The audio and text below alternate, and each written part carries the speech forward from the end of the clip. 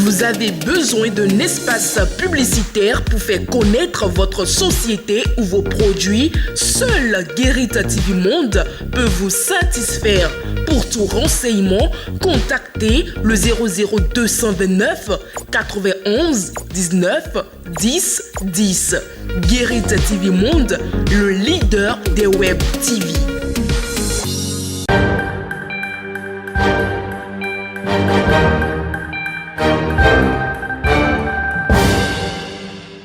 Semaine des résultats des examens du baccalauréat session de juin 2023. Quand on est parmi les admissibles, on ne peut qu'avoir le sourire aux lèvres. C'est le cas de ceux-ci, candidats admissibles au BEPC 2023, rencontrés au collège d'enseignement général Djegan-Pévi. J'ai crié, tout le monde sait dans le quartier que je suis admis. Mais c'était la joie, tout le monde était heureux, toute ma famille était heureuse quand je suis admis. Mais moi aussi, je suis très heureuse, mais je rends grâce à Dieu que je suis admis. On a vu que le site d'affaires est rempli et il n'y a pas d'espace. Tout est déjà. Il y a beaucoup de personnes sur ça, quoi. Et on a cherché, on a vu que je suis admis, ouais, je suis content. Parce que je devrais avoir le BPC là depuis l'année passée. Et comme j'ai fait 4e 2 fois là, c'est à cause de ça que je n'ai pas eu ça.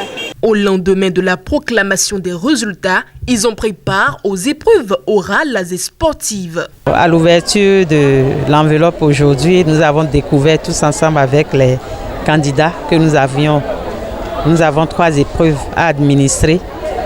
Il y a la course de vitesse, le saut en longueur et le lancer de poids.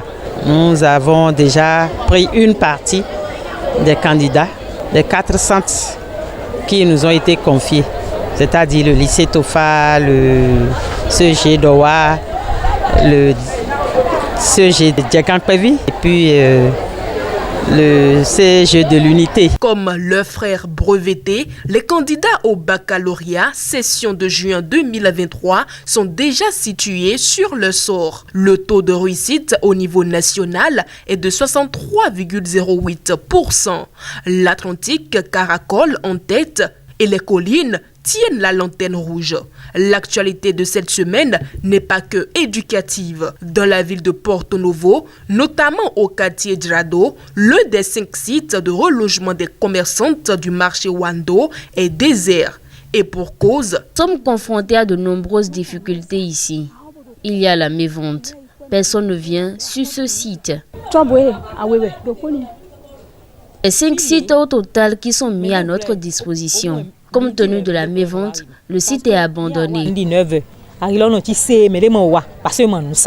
ne vendons rien. Personne ne fréquente le site. Si les commerçants de vivres étaient au moins ici, le marché pourrait s'animer. Mais c'est le contraire actuellement. À quelques minutes de Wando, notamment à Akro-Misrete, la portion de voie bitumée qui traverse la commune végète dans une insalubrité notoire. Ils ne parlent même pas de la voie. Les sables nous dérangent, les sachets à jeter là nous dérangent. Même si tout ce côté dépasse comme ça là, c'est la poussière, tout ce dans la voiture. Donc ça nous dérange, ça nous rend malades. Pourquoi la voie sera comme ça? Au moins il faut entretenir la voie pour que cela ne se gâte pas vite. Si les motocyclistes passent là-dessus et ils freinent un peu comme ça glisse, il les fait tomber. La situation perdure parce que les autorités de la commune n'ont pas à cœur le nettoyage de la voie. Un manquement à corriger pour ne pas dégrader l'infrastructure dont l'État a doté cette commune. Restons dans la rue en parlant maintenant d'une règle de circulation banale mais bafouée par bon nombre de piétons. Elle consiste à toujours marcher en faisant face au danger. Les piétons doivent faire face au danger. Ils ne doivent pas faire dos au danger. Si c'est pour circuler à moto et console, donc il faut rouler à droite. Donc les piétons doivent circuler sur les trottoirs. La partie qui est réservée pour eux, c'est le trottoir. Donc ils doivent prendre par là, mais face au danger. Si nous faisons face au danger, ça veut dire que c'est pour notre sécurité. Si quelqu'un vient du devant, pour qu'on puisse vite la voir, donc c'est pourquoi il faut faire face au danger quand nous sommes à pied. Autre actualité est traitée cette semaine. Lancement officiel de la 3e édition du programme d'accompagnement des micro, petites et moyennes entreprises. Un programme lancé à la faveur de la signature de conventions entre la CCI Bénin et 3 sociétés.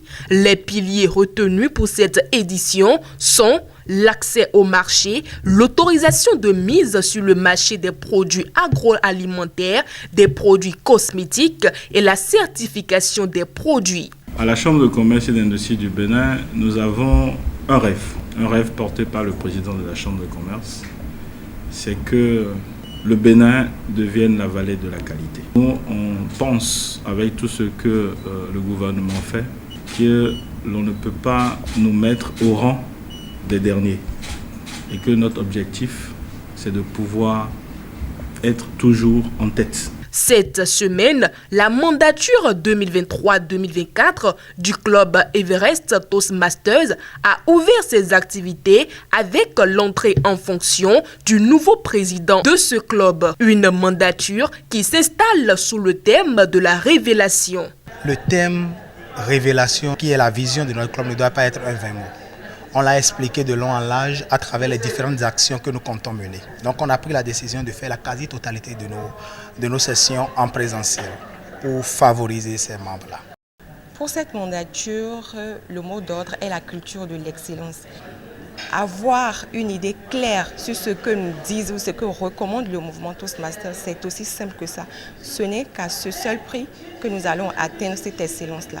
Dans exactement 1 an, le bilan de cette mandature sera fait et l'équipe du nouveau président est décidée à travailler pour un bilan reluisant. Mesdames et messieurs, nous venons de faire le point de toute l'actualité de cette semaine. Merci de votre fidélité au leader des Web TV.